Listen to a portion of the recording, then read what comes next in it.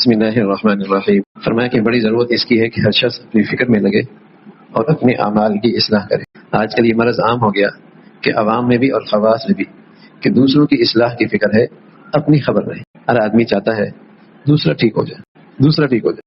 جب بھی ہم آپس میں بیٹھتے ہیں اور تبصرے اور تجزیے کرتے ہیں تو دوسروں کی خامیاں، ان کے تذکرے ہو رہے ہو. یہ احساس بہت کم ہے کہ کچھ کمیاں میرے اندر بھی ہیں اور مجھے اس کی اصلاح کی ضرورت ہے، اور اپنی اصلاح دوسروں کی اصلاح سے مقدم. دوسروں کی اصلاح تو میرے اختیار میں نہیں، اپنی اصلاح تو اپنی اختیار میں ہے. چلو ایک ہی چراغ جل جائے، روشنی شروع ہو، انشاءاللہ پھر اسی سے روشنی پھیلنا شروع ہو جائے گی. بڑی ضرورت اس کی ہے کہ ہر شخص اپنی فکر میں لگے اور اپنی اعمال کی اصلاح کرے. آج کل یہ مرض عام ہو گیا کہ عوام میں بھی اور خواص میں بھی کہ دوسروں کی اصلاح کی فکر ہے، اپنی خبر نہیں. اپنی اصلاح کی ایک صورت یہ بھی ہے کہ جب کوئی مرض یاد آ جائے تو اس کو فوراً نوٹ کر لے، اور اگر ایک ہفتے تک بھی اس کی وہ زائل نہیں ہوا تو پھر اپنے مربی کو بتائے، اپنے مصلح کو بتائے جس سے اس کا تعلق ہے، پھر اس سے رہنمائی لے تو پھر فائدہ ہوتا ہے. اچھا مصلح یا مربی غیب تو نہیں جانتا، اس کو تو بتانا ہی پڑے گا، جیسے طبیب کو بتانا پڑتا ہے. ہاں جب طبیب اپنے فن میں ماہر ہوتا ہے تو پھر وہ صحیح رہنمائی کرتا ہے. طبیب کا فن میں ماہر ہونا ضروری ہے. اگر زیادہ نیک نہ بھی ہو تب بھی اس کا طب کا فائدہ کس کو ہوگا؟ مریض کو ہوگا. اس کے طب کا فائدہ کس کو ہوگا؟ مریض کو ہوگا. اسی طرح اگر یہ مربی بہت بڑا بزرگ نہیں ہے اور اعلیٰ درجے کے تقوی پر نہیں فائز لیکن صاحب فن ہے، تب بھی روحانی بیمار کو فائدہ ہوگا اور اس کو نفع ہوگا. لیکن رہنمائی کے لیے بتانا ضروری کہ میرے اندر یہ کمزوری ہے، اور بتانے کے ساتھ ساتھ اتباع بھی ضروری، اطلاع بھی ضروری ہے اور اتباع بھی ضروری ہے. اور اس اتباع اور اطلاع کے لیے پہلی بنیادی چیز کیا ضروری ہے؟ اعتقاد. کہ یہ بھی اعتقاد ہو کہ اس سے مجھے بہت فائدہ ہوگا اور یہ میرا بہت خیر خواہ ہے. تو اگر یہ اعتقاد بھی ہے اور یہ اطلاع بھی ہے اور پھر اتباع بھی ہے تو پھر اس مصلح سے اور اس مربی سے نفع ضرور ہوتا ہے، پھر اس صحبت سے پورا فائدہ ہوتا ہے. اطلاع ہی نہ ہو، شرماتا رہے، پوچھی نہیں، اپنی چیز بتائی ہی نہیں، تو بھائی بتائیے پھر ڈاکٹر کے پاس علاج ہوگا؟ طبیب کے پاس علاج ہوگا؟ طبیب اور ڈاکٹر سے کوئی شرم نہیں ہوتی، اپنا خلوت تنہائیاں سب بتانی پڑتی ہے. لیکن اعتقاد ہونا کہ یہ مجھے شرمندہ نہیں کرے گا، یہ میرا راز فاش نہیں کرے گا، ہاں یہ مجھ سے نفرت نہیں کرے گا، اس سے میری حقارت اس کی نظر میں نہیں ہوگی، یہ اعتقاد بھی ہو. ظاہر ہے اگر یہ اعتقاد نہیں ہے تو اپنی تنہائیوں کی اور اپنی کمزوریوں کی اور اپنی خلوت کی باتیں طبیب کو کہاں بتائے گا؟ تو یہ اعتقاد بھی ضروری ہے اور یہ اطلاع بھی ضروری ہے. اور صرف اتباع اور صرف اعتقاد اور اطلاع کافی نہیں. ہم نے نسخہ دے دیا اور انہوں نے جا کر الماری میں رکھ دیا، استعمال نہیں کیا. کہنا میرا 20 سال سے ڈاکٹر سے تعلق ہے. ابھی تعلق ہے، دوائی کتنی کھائی؟ طبیب سے ہر دوسرے دن میری ملاقات ہوتی ہے، ملاقات مبارک. لیکن بتائیے جو انہوں نے نسخہ تجویز کیا اس پہ عمل کتنا کیا تو فائدہ ہوگا؟ بھائی اتباع بھی کرنی ہوگی تب تو ہوگا فائدہ. تب تو اگر بیعت نہ بھی ہوئی، ہاتھ پہ ہاتھ نہ بھی دیا، اگر یہ 3 چیزیں ہو گئی تو اصلاح ہو جائے گی. اور اگر ہاتھ پہ ہاتھ دے بھی دیا اور یہ 3 چیزیں نہ ہوئی تب بھی اصلاح نہیں ہوگی. اصل مقصود تو یہ ہے، وہ اس کی ایک ظاہری شکل ہے جو مستحب کے درجے میں ہے، لیکن یہ شکلیں تو ضروری ہیں. پہلے یہ ہوتا تھا کہ گھر کا کوئی ڈاکٹر ہوا کرتا تھا، جیسے آج ہر آدمی کا کوئی وکیل ہوتا ہے، جیسے آج کے زمانے میں ہر آدمی کوئی آدمی انکم ٹیکس کا ذمہ دار ہوتا نہیں ہوتا ہر کاروبار میں. ایسی مسلمانوں کے ہر گھر میں اور ہر زندگی میں ایسا آدمی بھی ہوتا تھا جس سے اس سے اپنی زندگی کی دینی رہنمائی دیا کرتا تھا، جو اس کا رہبر ہوا کرتا تھا، جو اس کا مصلح ہوا کرتا تھا، جو اس کا مربی ہوا کرتا تھا. ظاہر ہے جس طرح ہر آدمی وکیل نہیں ہوتا، ہر آدمی ڈاکٹر اور طبیب نہیں ہوتا، لیکن اسی زندگی کے ان مسائل سے واسطہ پڑتا ہے تو کسی کا تو انتخاب کرنا پڑتا ہے. ایسی ظاہر ہے ہر آدمی دین کا تو ماہر نہیں ہوتا، ہر آدمی کے پاس دین کی مہارت نہیں ہوتی، ہر آدمی کے پاس قرآن حدیث کا علم نہیں ہوتا، لیکن اس نے دین پہ چلنا بھی تو ہے. اپنی معاشرت میں، اپنے معاملات میں، اپنے بچوں کی تربیت میں، اپنی زندگی میں، اپنا ظاہر باطن میں دین پہ چلنا بھی تو ہے. تو کیا کرے گا؟ تو کوئی رہبر تو ہو. آج وہی نہیں ہے. اور اس کا رہبر کون ہے؟ اس کا نفس، اس کی خواہشات، اس کی طبیعت. جتنی طبیعت میں دین آ رہا اتنا دین چل رہا، جتنی طبیعت کا دین ہے وہ ہو رہا ہے. پھر ایسا ہی ہو رہا ہے بھائی، ایسا ہی ہو رہا ہے. تو جیسے آج کی دنیا میں، کاروباری دنیا میں کوئی وکیل ہوتا ہے، کوئی انکم ٹیکس کی رہنمائی کرتا ہے، صحت اور جسمانی بیماریوں کا رہبر اور ڈاکٹر اور طبیب ہوتا ہے، اس لیے کہ ہر آدمی ان چیزوں کے اندر مہارت نہیں رکھتا، لیکن زندگی میں ان چیزوں سے واسطہ پڑتا ہے، تو کسی پر وہ اعتماد کرتا ہے جس سے ان معاملات میں ہمیشہ مشورے میں رہتا ہے، رہنمائی میں رہتا ہے۔ تو ہر آدمی تو بھائی دین کا ماہر نہیں ہوتا نا، ہر آدمی قرآن حدیث کا ماہر تو نہیں ہوتا، ٹھیک؟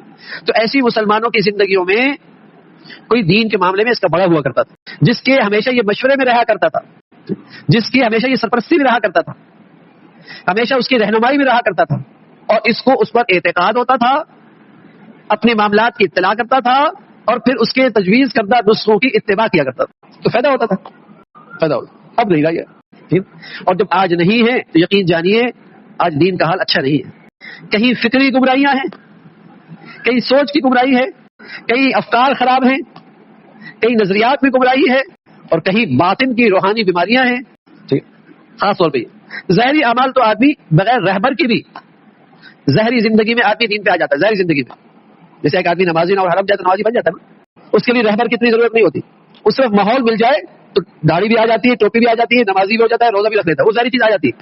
لیکن یہ باطن کی جو بیماریاں ہیں، کبر ہے، حسد ہے، کینہ ہے، حب مال اور حب جاہ ہے، یا افکار اور سوچ کی جو گمراہیاں ہیں، ٹھیک ہے نا، یہ گمراہیاں بغیر کسی رہبر کے اور بغیر کسی بڑے کی اعتقاد اور عظمت اور احترام کے یہ سوچ نہیں بدلتی، یہ نہیں بدلتی۔ تو فرمایا کہ بھائی مصلح کو اپنے مرض کی اطلاع بھی دینی چاہیے۔ لوگ کہتے ہیں حضرت ذرا توجہ فرما دیں، تو بس آپ کی توجہ سے کام بن جائے گا۔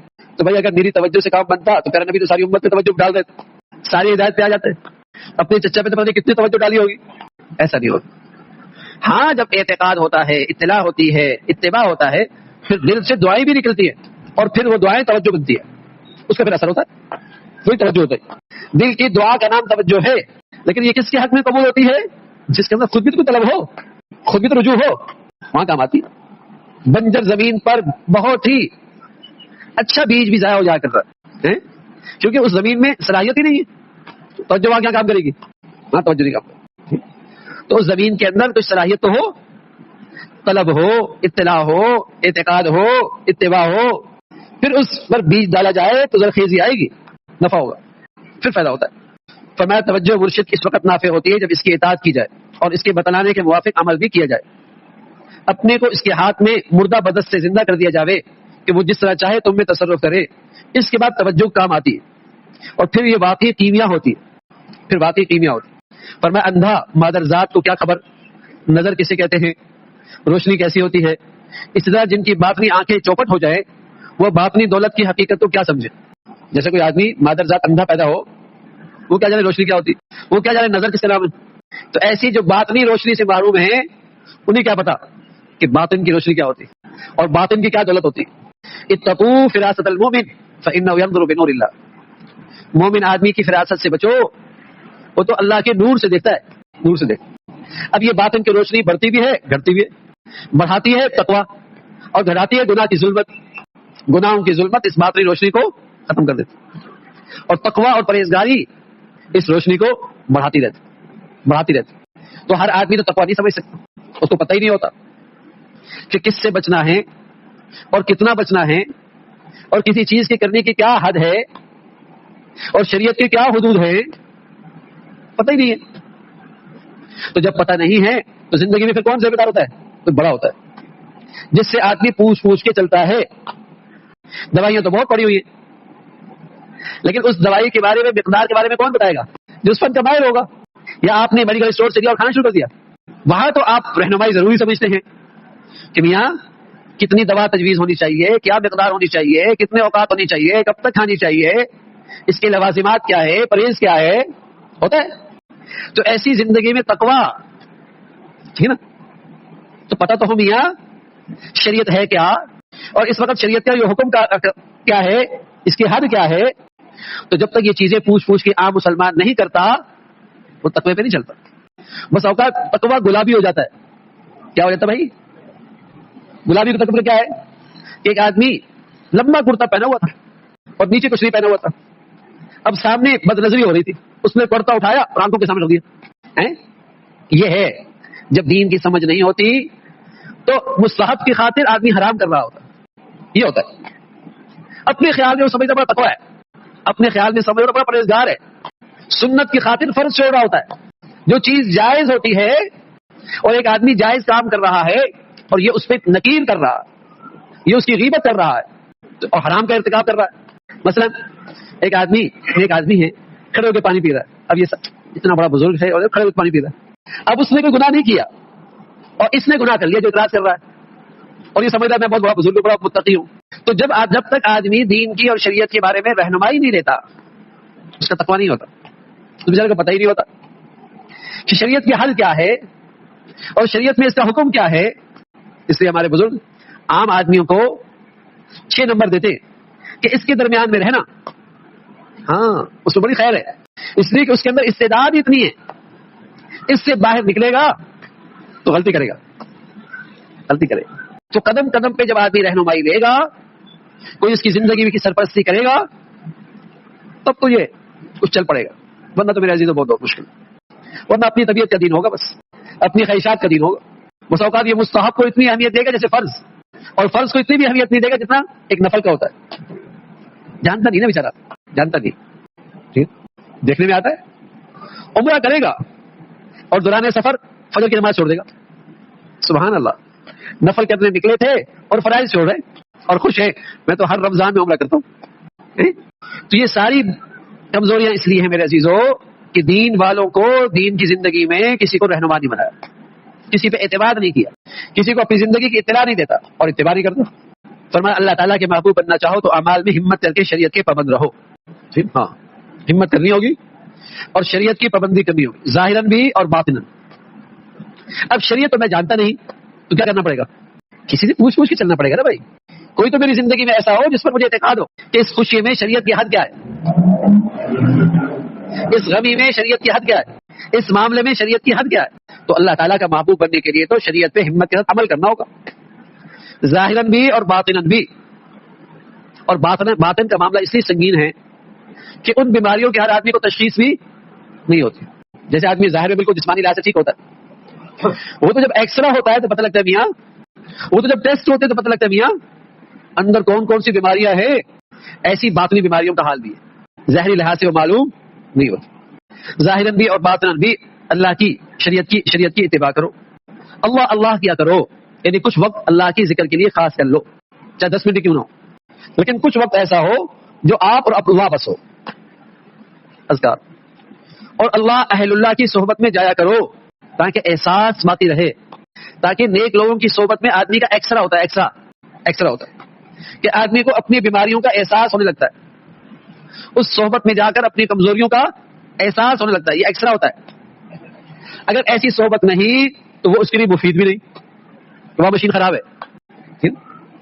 نیک صحبت کا اصل مقصد یہی ہے کہ آدمی کو اپنی کمزوریوں کو نظر آنے لگے، احساس ہونے لگ جائے، یہ اور ان کی غیبت میں یعنی ان کی ادب موجودگی میں جو کتابیں وہ بتائے ان کو پڑھا کرو۔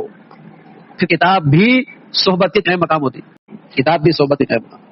اللہ تعالیٰ بھائی دین کی صحیح سمجھ نصیب فرمائے، استقامت نصیب فرمائے۔ اللهم لك الحمد كله ولك الشكر كله، اللهم انا على ذكرك وشكرك وحسن عبادتك، اللهم انا على ذكرك وشكرك وحسن عبادتك، اللهم انا نسألك العفو والعافية في الدنيا والآخرة۔ یا ارحم الراحمین ہم سب کی ظاہری باطنی اصلاح فرما، یا ارحم الراحمین ظاہری شریعت پر بھی عمل کی توفیق نصیب فرما، باطنی لحاظ سے بھی دین پہ چلنے کی توفیق نصیب فرما، ہمیں روحانی جسمانی صحت نصیب فرما، ہر آنے والا دن ایمان صحت کے لحاظ سے بڑھیا نصیب فرما۔ یا ارحم الراحمین ہر قسم کے غلط جذبوں سے اور غلط اغراض سے اور نام و نمود سے اور ہر قسم کے ریا سے ہم سب کے باطن کو محفوظ فرما۔ یا ارحم الراحمین ہر عمل میں اخلاص نصیب فرما، صحیح نیت نصیب فرما، قدم قدم پہ ہماری مدد اور نصرت فرما، اپنے نیک لوگوں کی عظمت محبت نصیب فرما۔ یا ارحم الراحمین ظاہری باطنی فتنوں سے محفوظ فرما۔